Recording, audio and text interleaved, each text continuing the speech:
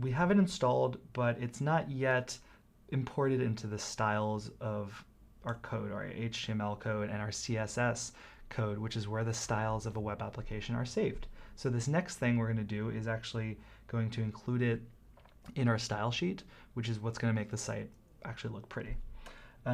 It says import the Bootstrap styles in app assets style sheets application.scss, which is, if we go back into Sublime Text, it's app assets style sheets application.scss. It says that actually means we need to rename this file because by default it is just CSS. It tells you the instructions for that actually here.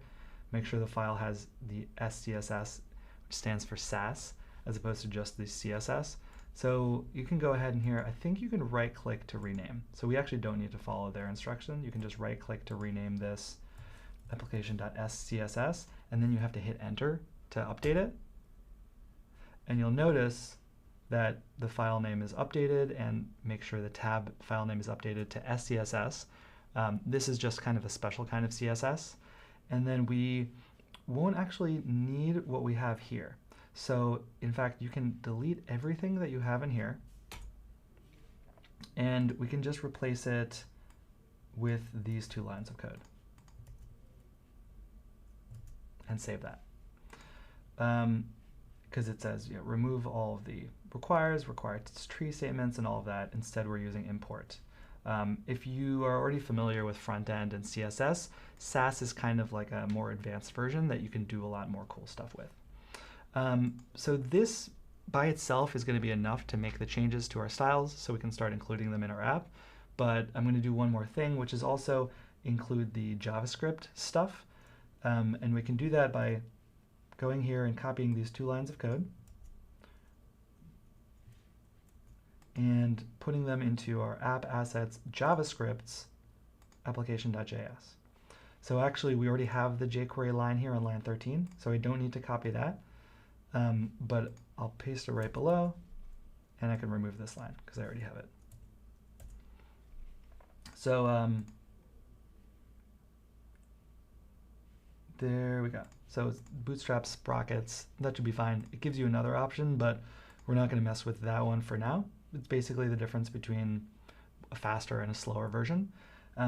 The slower version makes it a little easier for us to debug when we're working on our local computer. And if you want to use tooltips and popovers, which are a really cool feature of Bootstrap, we can actually see them under documentation, JavaScript,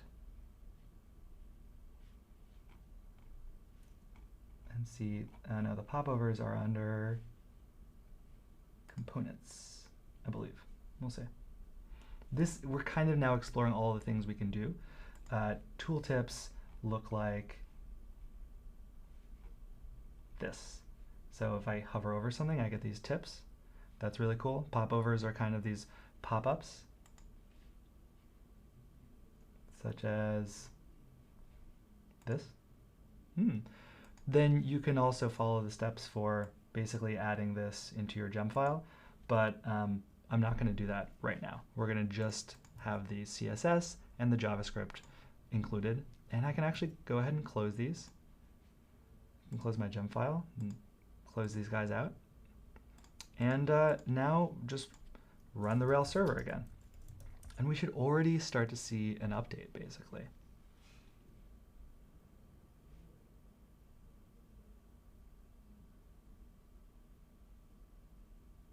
Rails server, there it is, it's running. Go back to localhost 3000.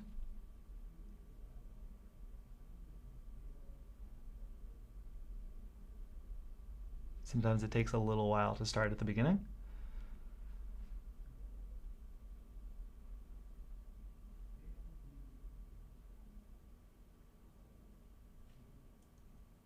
Let's try a little refresh.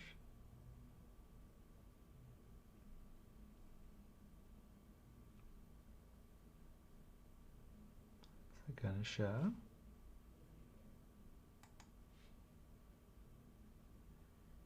There it is. Okay, And already we see a little change, right? The font is different. It's not that Times New Roman default thing that it comes with. It actually already replaced the font. So this is the first indicator that Bootstrap is actually working. The links look a little bit different too. If your code, if it doesn't look like it updated, then make sure you go through this video again, follow exactly the steps that I followed. Make sure you added Bootstrap to your gem file, that you ran bundle install in your command line without the server open, and that installed Bootstrap. Make sure you added it to your app assets style sheets, just like this. And remember, you have to have saved it as .scss. It should pull this up by default. If it doesn't, or it should make the style look like CSS by default. If it doesn't, you can always change the formatting in the bottom right so that we get the coloring here. And you want to put in the JavaScript stuff as well, although if you didn't do this, it should still work here. It's just the JavaScript stuff won't work. Make sure you follow along with that. If you had any problems, you can reach out and we'll try to troubleshoot that, or check out the troubleshooting or the lesson notes below for that. Now, let's make a few more changes and really start to use Bootstrap to make our site look a lot better and kind of unleash the full power of what we can do here.